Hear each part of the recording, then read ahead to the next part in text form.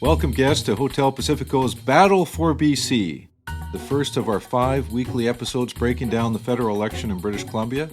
I'm pleased to be joined on this mini adventure with the inimitable Richard Zussman from Global TV, the man with the map. Richard, hello, Yeah, good morning. no map today. I'm at the Victoria Curling Club, so we couldn't get the map over soon enough.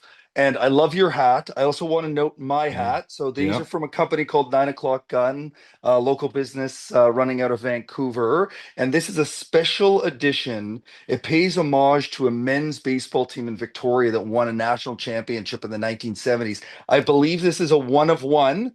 It did not sell as well as they were hoping for.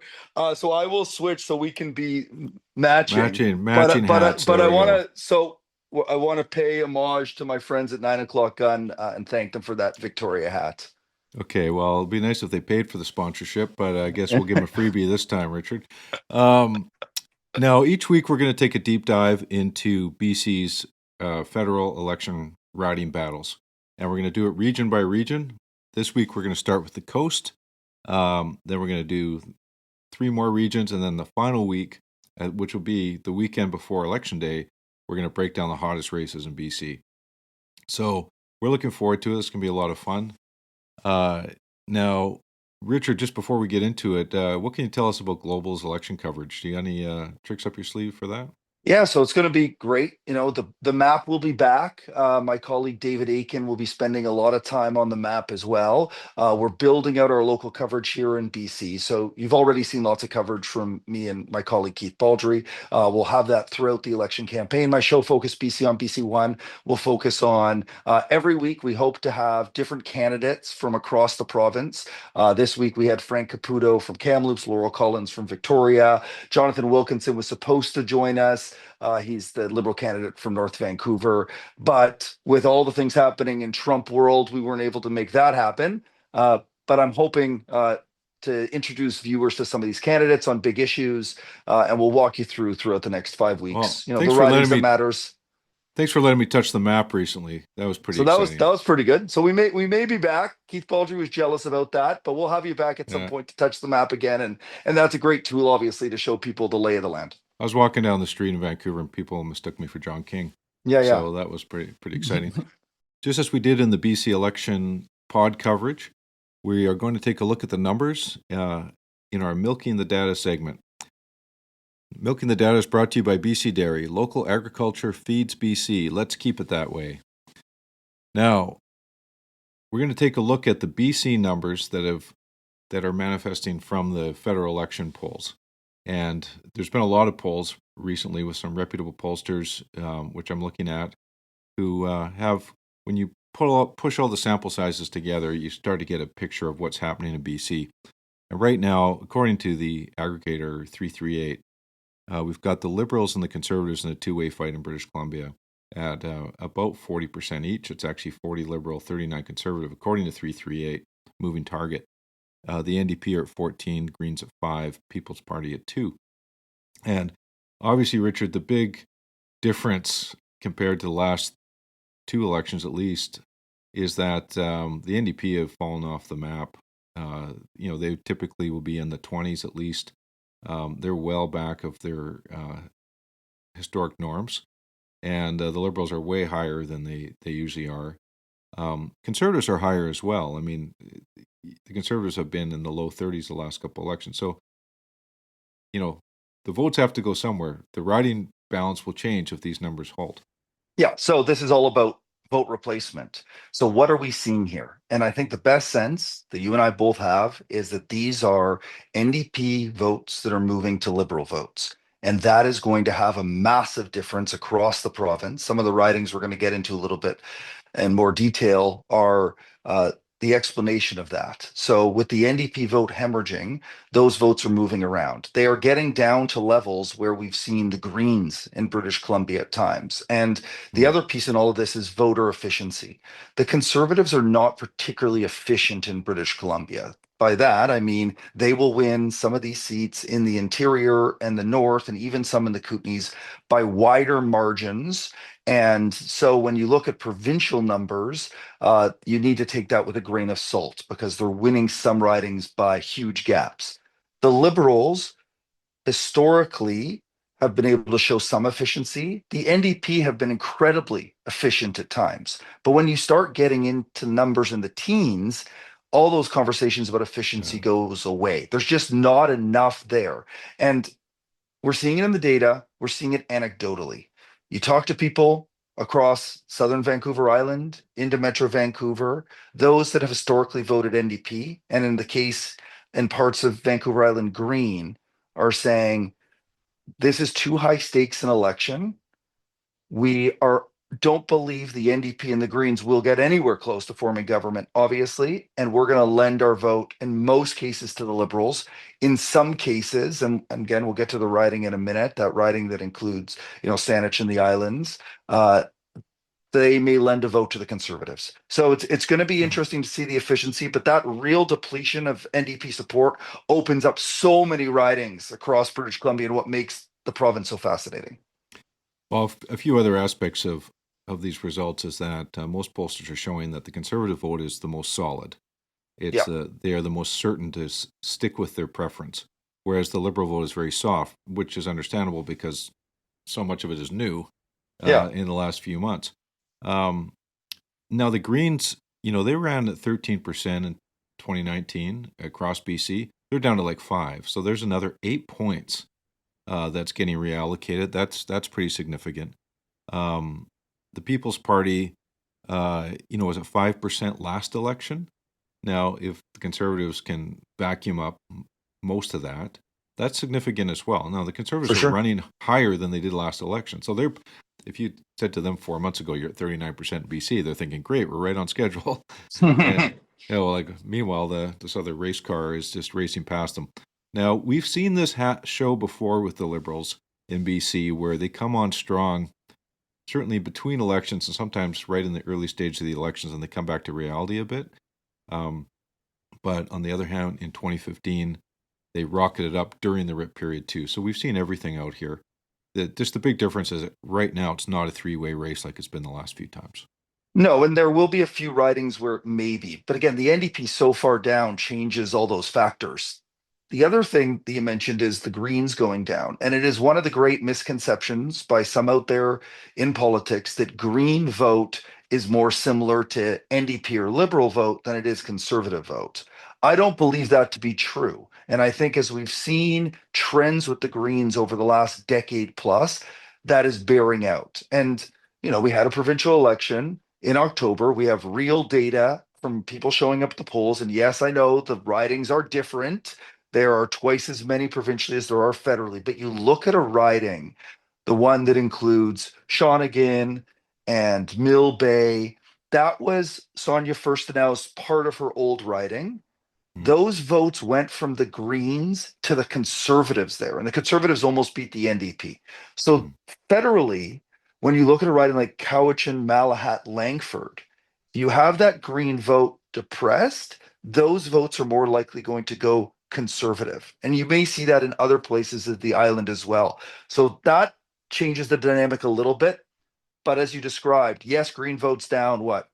6 to 10 points. The NDP vote Mm. is down 10, 20 points. So based on that, there's a gradient there. And I think we understand that NDP vote likely will go Liberal if it's moving anywhere We at are in all. the first week of the campaign still, and we haven't seen the impact of negative advertising and Right? election debates and all those sorts of things. So we have to assume there will be some Policy. volatility. Po- Policy, there's policy you sometimes in don't talk elections too, policy Mike. during a federal election campaign, Richard, said one former prime minister born in Port Alberni. So let's get to the coast here. We're going to look at 9 ridings today, principally on Vancouver Island, but we're also going to look on the other side of the Salish Sea and up north as well along the coast. So when I look at the numbers from last election in this region and who won these seats, this was very much an NDP region on the coast. 7 of these 9 seats went NDP, 1 went Green, and 1 went Liberal.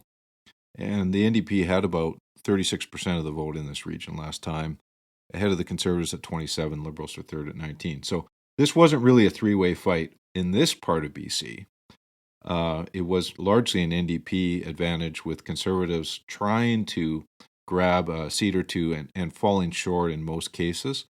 In all cases, actually, they didn't win any seats on the Right. coast. So this is an area where the Conservatives are really hoping to make major gains. And these are the type of seats that they were hoping that would propel them to a majority government. Yeah, and there are seats to be had here. Pierre Poilievre was in Nanaimo on Friday, also in Parksville and Campbell River. Pierre Poilievre has been to this region, A northern lot. central island, 5 times in the Mm. last 14 months, I think. That's a lot of time on the leader's hands. And he's gone to Nanaimo again and again and again. There's a reason why he keeps going there. The Conservatives were extremely close, within 2 points last time around, of beating the NDP and Lisa Marie Barron. They have a very good candidate in Tamara Cronus running for them in Nanaimo. So there's a hope there for the Conservatives. They can pick this up, and then you work your way up. One of the stars for the Conservatives is Aaron Gunn, who's running North Island Powell River. Again, a place where the Conservatives provincially saw gains last time around. They picked up that seat, again, an NDP stronghold. So there's a reason why we keep seeing Pierre Poilievre come here, and he's got his eye, I think, on 4 or 5 on the island, the Conservatives Okay. believe, and that would be their best Okay. result ever in history. So let's run through these machine gun Yeah. style here. We're going to start in Saanich-Gulf Islands. This is Okay. this Elizabeth May's last stand? Like she has been as high as 54% in this riding. Last time she was down to 38%. So her vote has been diminishing over the last couple elections, and the Greens seem to have lost their mojo, Yes. federally at least. But who would pick up the slack there in Yes. Saanich-Gulf Islands? So you may remember a time, Mike, and I know you do, where this was a Conservative seat. Yeah. And Gary Lunn was the Conservative. He was a minister in Stephen Harper's cabinet. He lost to Elizabeth May her first go around. This is one of those issues, and you and I like talking about ridings like this because it is connected to the candidate as it is to the party. But Elizabeth has seemed less engaged with what is happening in the riding over time. And she was here this weekend again with her co-leader, who had come from Montreal to come campaign here Who no one in out here Victoria has any area. clue. No one has Any any clue clue, who this guy any is. clue. Yeah, And I yeah. remember last time when it was Anna May Paul was the Green leader. She Oh showed up yeah. at a rally here in Victoria, Mike, near the end of the campaign, and didn't know most of the names of the local candidates, knew Mm. basically nothing. He made the classic mistake of mispronouncing Wanda Fuca, which was unfortunate, but a lack of awareness about what matters in this part of the world. So there's not a lot of resonance there. And so the Conservatives likely are the ones that could replace Elizabeth May, but it's hard to know what a Green voter is and what an Elizabeth May voter is. Anecdotally, I've chatted with people in the southern part of that riding. So it goes down from Sydney Yeah. into Gordon Head, more Victoria than it is the islands, obviously. Mm. And those voters are likely thinking more about the Liberals as their alternative rather than the Conservatives. Liberals are running someone named David Beckham. Bend it like Beckham. Bend it Best could like be the Beckham. best name. Could be the best name of the entire election, I Mike. don't know what his background is, but he's he's getting to hello on the name. I do know Uh, his background, okay, and it's not in soccer. okay. He has had some success as a businessman, running a business that turns wastewater environmentally, recycles wastewater.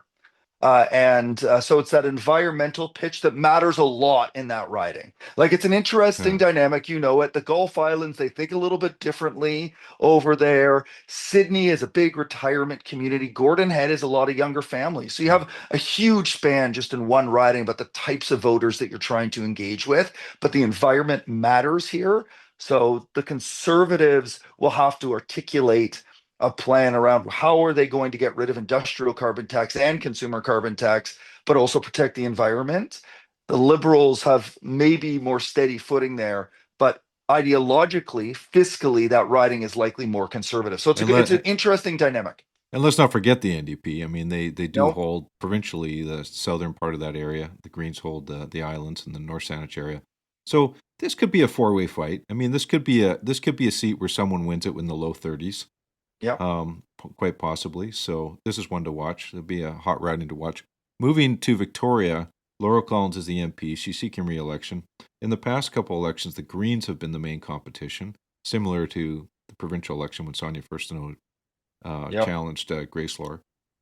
So I mean, obviously the numbers for the NDP are terrible writ large, but how does this play out in Victoria? You seen another Liberal opportunity here? I mean, David There's Anderson for sh- he did elect, or was elected for well over a decade, but it sure that was a while was. ago. That was a while ago. So 93 to 2003, David Anderson, 2006, yeah. yeah, 2006, served as minister, obviously, in the Chrétien cabinet. Uh, Victoria is changing. This is long considered a hotbed for the NDP. Certain neighborhoods, like the Yeah. one I'm in right now in Fernwood, is a place where people will quabble with me. They'll say this is South Park, but that's a Victoria thing. So, these types of neighborhoods would likely more go NDP. How I think about this one, Mike, and you and I talked about this during the provincial too. This is an incredibly educated voter base of Victoria. And yes, all British Columbians are very smart, but some follow politics much more closely. This riding is full of public servants, former Mm. public servants.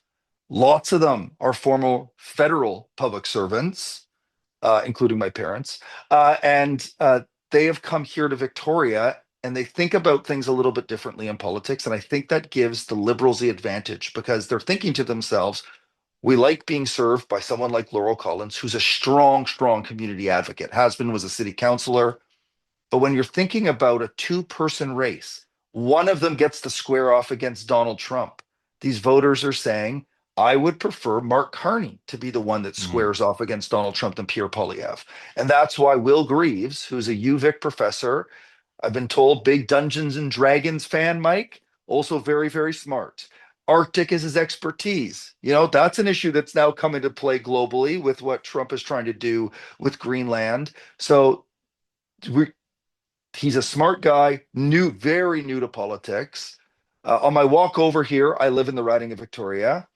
Did not see a lot of signs. As we know, whoever gets the most signs wins, right, Mike? That's how politics That's works. right. That's So, right. so, but we're starting to see the Liberal ground game elevate. Laurel Collins was out the gate faster. We're starting to see a Mm. better, bigger presence from the Liberals.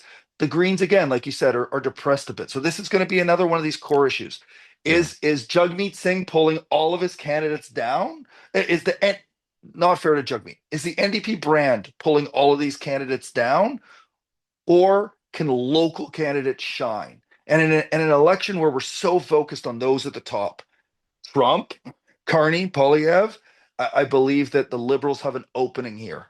Remember, Okay. though, it is a long time NDP seat. Okay. Moving on to Esquimalt-Saanich-Sooke. We've got a retiring NDP MP, Randall Garrison. We've got Sooke Mayor Maya Tate running for the NDP. Liberals have not announced a candidate as of the airing of this episode. Yes, but that could change. So I was told we should expect one on Saturday. That didn't come. And the name that people are talking about is Andrew Weaver. So I now call Andrew Weaver the Rainbow Man because in the last 5 years, Mike, he has supported blue, orange, green, and now red. So it is, you and I both know Andrew Weaver. He is a force in politics in this province. He was the Green Party leader. He was the one that signed the deal with John Horgan to give him power in 2020. Yeah. He then supported John Horgan in the NDP. He then supported John Rustad in the Conservatives provincially, but he says he's always been a federal liberal. He He's a doesn't live John in that riding. he's a John Rustad liberal. He's a that's one of one. It's a one of one club. It's an interesting place to be. He may not be the candidate. By the time you're listening to this, there may be somebody else. I don't think it matters for the Liberals if they have a star or not. Andrew Weaver comes with him a different type of dynamic, and it may actually, in some regards, hurt them because of how big a personality is. And he would be present in that He's caucus, a Mike. That's for disruptor. sure. He's He a is a disruptor. let's talk Maya Tate though, because she Yeah. is as best a candidate as you can get, right? She has served in executive positions at UBCM. So she's played a major role in this province working with other municipal leaders. She represents Sooke, which is one of the main, it's part of the threefold of this riding. I think it's of the three, I haven't looked exactly on the Saanich breakdown, but I think it's probably third in terms of population compared to Yeah. Esquimalt and It's not that many Saanich. there's not that many people in Sooke. No, but it's growing. It's growing, Yeah. but it's one of those places where can you use that name recognition at a regional level? Maya's spent a lot of Mhm. time on local television here, a lot of Mhm. time. Been in the Yeah. Victoria Times columnist quite a bit. Grant Cool is interesting. Here's a fact you may not know, Mike. His wife is in the Legislative Press Gallery. Oh, Uh, that's fact you now know. okay. Grant has a he's from aeronautical engineer and businessman, incredibly smart. I know Grant. Uh, I wonder. Conservatives have done well in parts of this riding before. You'll Yeah. remember that Keith Martin Keith winning for Martin, the yeah. Alliance and then becoming a liberal. So there's a Yeah. dynamic at play there. The military vote matters a lot here.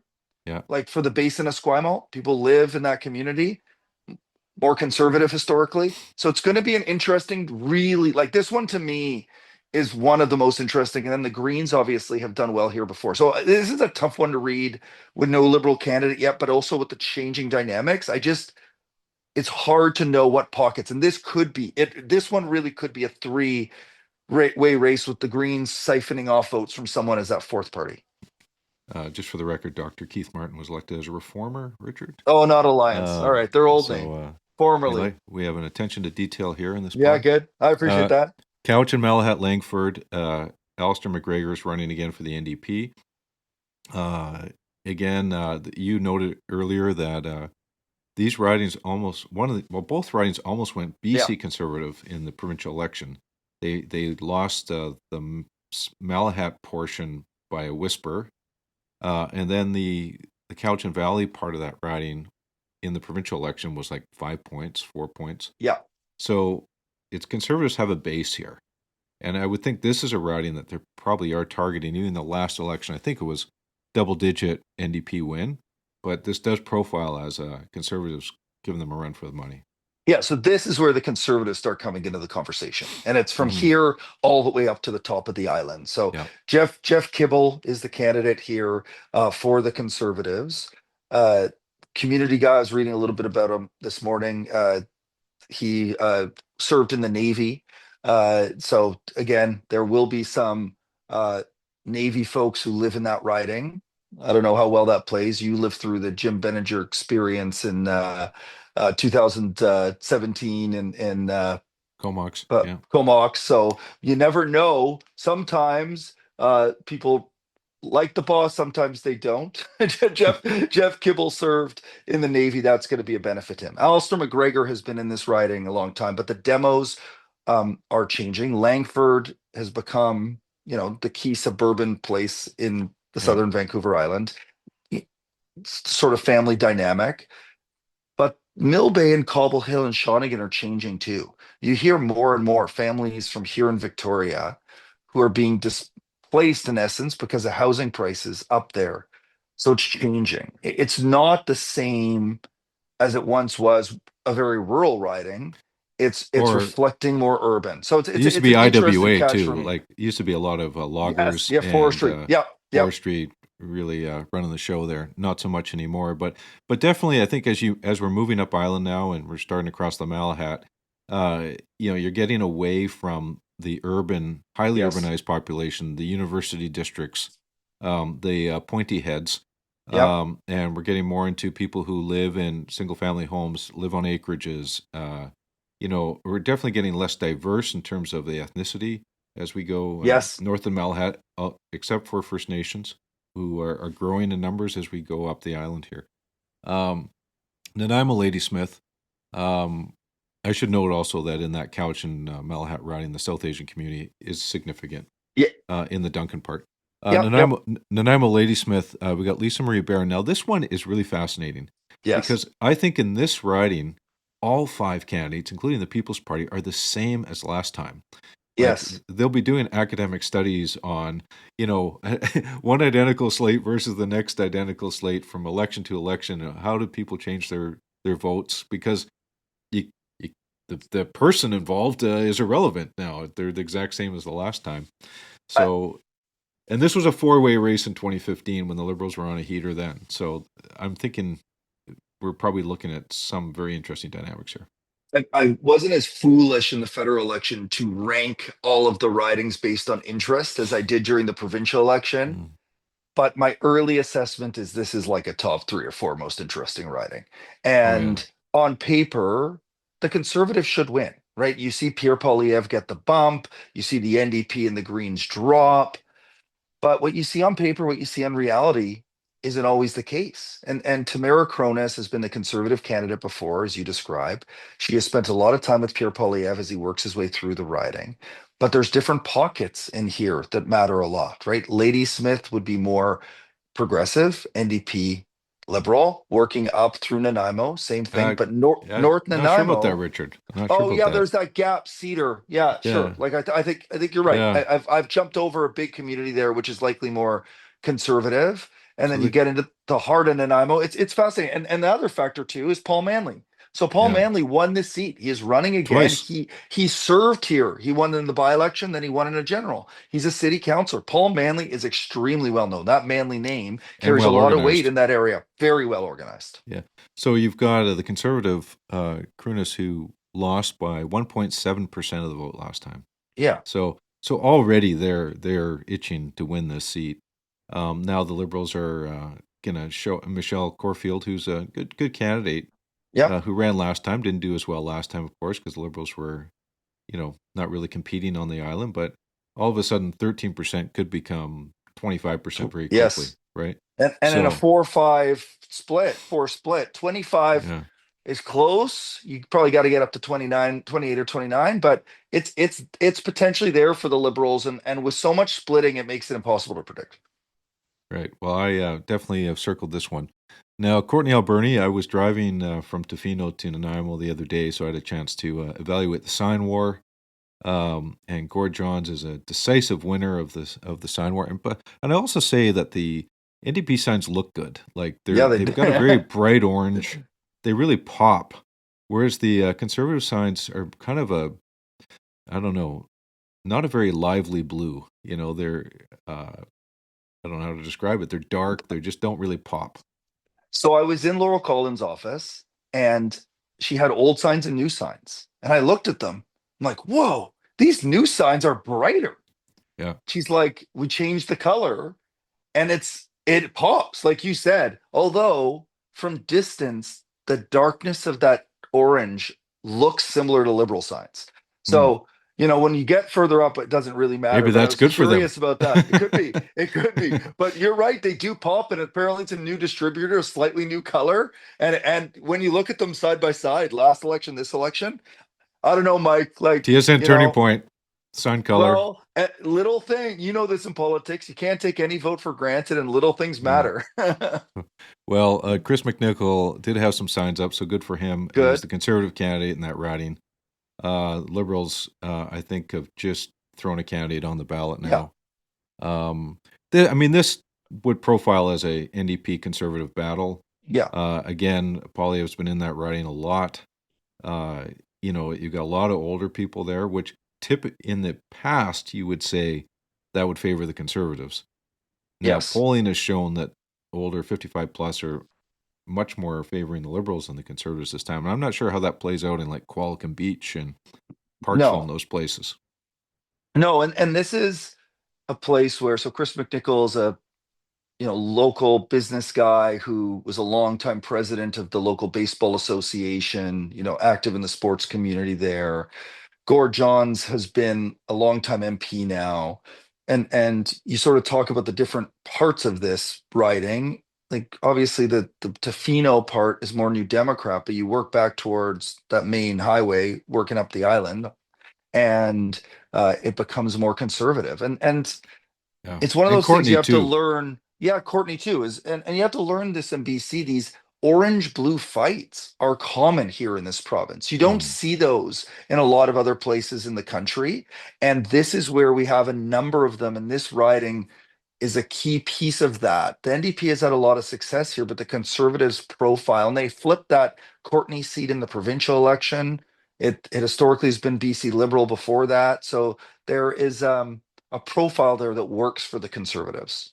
Well, probably the orange blue fight that we're all eager to watch is North Island Powell River, Yes. Yeah. where Conservative Aaron Gunn is, well known for his social media and activism on the right. He's moved up to North Island to contest that seat. He's been up there for a couple of years. And the NDP MP retired, Rachel Blaney. Yeah. And, I think most people are expecting Aaron's going to take it. Now, the Liberals have just nominated a candidate, Jennifer Lash, who is well known for her environmental activism. Now, I don't expect the Liberals, this will be the 250th seat they win in Canada, probably. Right. But it's interesting that the Liberals have chosen someone on one side of, or historically, she's been on the anti-salmon farming side of it, which is a very controversial issue up there, but largely Yes. supported in those communities in Campbell River.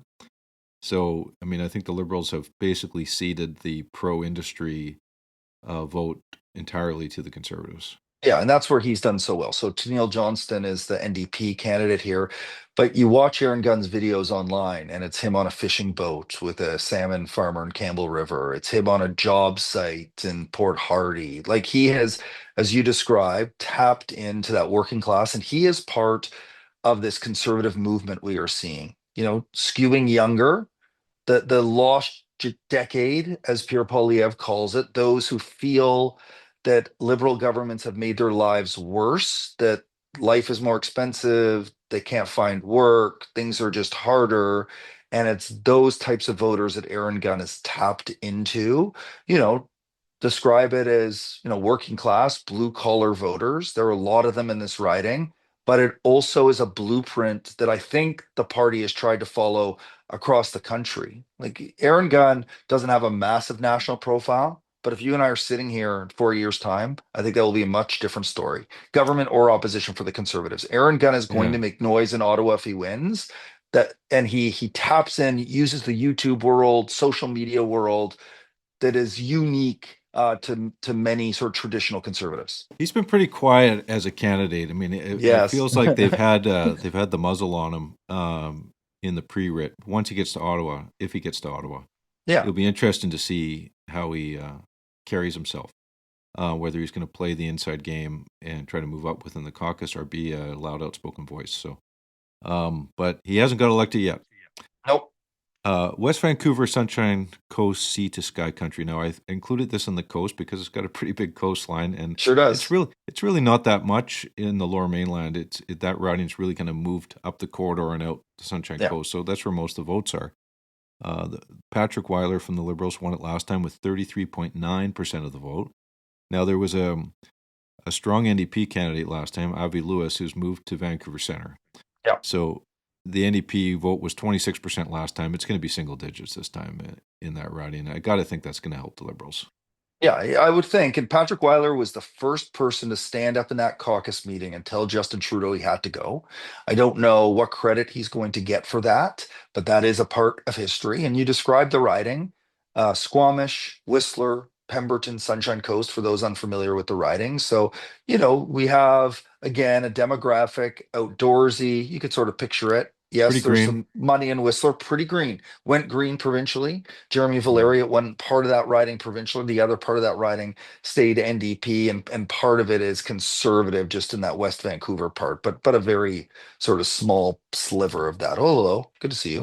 Well, Uh, Snickers is now hey, Snickers, welcome. wanting his Snickers little treat. likes probably a cat-friendly riding, and we'll see Patrick Weiler's younger environmental wing of the party, but it's going to be interesting. Like, historically, this riding has moved around a little bit. Keith Roy really very much reflects that West Vancouver part of the riding. Yeah. Needs to move things up into Squamish. Local realtor has been active in the party for a while. So it's going to be a battle between those two. And that makes it interesting. But it's hard to believe with the current polls that the Liberals are going to lose a lot of seats. This is one of them demographically that could be problematic, but based on the current polls, you think an incumbent has an advantage here, especially a Yeah. Liberal You incumbent, think? obviously. Okay, so let's wrap it up with another great orange-blue Yeah, battle really in good one. Skeena-Bulkley Valley. We've got quote-unquote star candidate, don't let it go to his head, Ellis Ross. Um, running for the Conservatives, former Chief Counsellor of the Haisla, former MLA in the BC Legislature for 2 terms, former BC Liberal leadership candidate, finished second. So Ellis has done a lot in politics already, and he is challenging the NDP incumbent Taylor Bachrach, who's represented it since Nathan Cullen left federal politics. When was that? 2019. Yeah, so it's 2 goes. It's 2 goes for Taylor. So he won in 2019. He was the mayor of Smithers. Won it in 2018, or he won it in 11, 14, then 18, then left that to run in 19 after Nathan Cullen left. Nathan Cullen obviously ran provincially as well. Taylor Bachrach is extremely well liked in his riding. Smithers, Terrace, that is his base. Where Ellis Ross has the advantage is Kitimat. One of the interesting parts here is Nathan Cullen lost the provincial election. There's a change happening there. But when I spoke to Nathan post-election, all he said he heard at the door was, got to get rid of Trudeau, got to get rid of Trudeau, got to get rid of Trudeau. And a confusion, obviously, between provincial and federal politics. Now those voters up there can't get rid of Trudeau. He's gone. So I wonder if that maybe restores some of that traditional base in Smithers back to the NDP. But again, it's that same point. If the NDP vote is as depressed as we think it is, then there's no way the NDP wins this riding. They need to be efficient. Taylor won by 6 points last time. I know the ridings have changed a little bit. He won by 7 points the time before. Those gaps can be flipped, especially with a candidate like Ellis Ross, who is so well known. And he would be beneficial in a caucus and in a cabinet if Pierre Poilievre wins for the Conservatives, considering his expertise and his experience. You would think he'd be a big player if the Conservatives win government. Big player, yeah. And that riding also encompasses John Rustad's provincial riding and Nechako Lakes. Yeah. And that will be where Ellis really runs up the margin. And it gets tighter as he moves to the coast. The First Nation vote is significant in that riding as well. I think it's probably well over 20% of the. And I don't say that's not a gimme for Ellis. It will probably vote NDP, but Ellis might be able to constrict the margin a bit more than the average Conservative candidate there. So we wanted to watch. Okay, well, we made it. We made it through our first Battle for BC regional breakdown. We're gonna head to the Mimosa Bar. So, Richard, you suggested Mimosa Bar, and so you think we're either putting orange juice or grapefruit in the mimosa? Is that right? Yeah, I think so. Something that's a little sweeter, something that's a little bit more sour. Okay, I think that's a pretty good choice for the mimosa. What are you choosing? Well, I got to go sweet for the Victoria Curling Club. They're hosting me today. This is a great institution here in Victoria, a nonprofit curling club, more than 1,000 members. And it's a curling club, like many that are struggling. The cost of running these things is expensive. Anxiously awaiting news around a federal grant that would help save the curling club. So my fingers are crossed for the curling club. It's a great institution in this community, and also a place that many politicians have had as events to celebrate at the end of the year, because it's a great space as well. So my orange juice goes in the mimosa for my friends at the Victoria Curling Club. Okay. Well, I've got some grapefruit juice in my mimosa for the nominations process in both the Liberals and the Conservatives. We're seeing in this rapid evolving situation where candidates are being decided. I've said it before on the regular pod. Very the opposite of transparent process. We're seeing a lot of good people getting shunted aside with little, not even as much as a phone call. The Mike DeYoung example obviously stands out for the Conservatives. There's lots of examples in the Liberals. So, I think parties need to do better in this regard. And we're talking about the people that are going to represent their communities at the end of the day. And I think it behooves more scrutiny in the next cycle and provincially too, on how these decisions are made. And as I've said before as well, I'm a former offender as a political manager and how these nominations are managed. But boy, oh boy, it's really getting beyond the pale now. Anyways, thank you, Richard, for joining us today on the first episode of Hotel Pacifico's Battle for BC, with our focus on the coast today. And also special thanks to our sponsor, BC Dairy, for the Milking the Data segment. We'll see you next time. BC, you can never leave.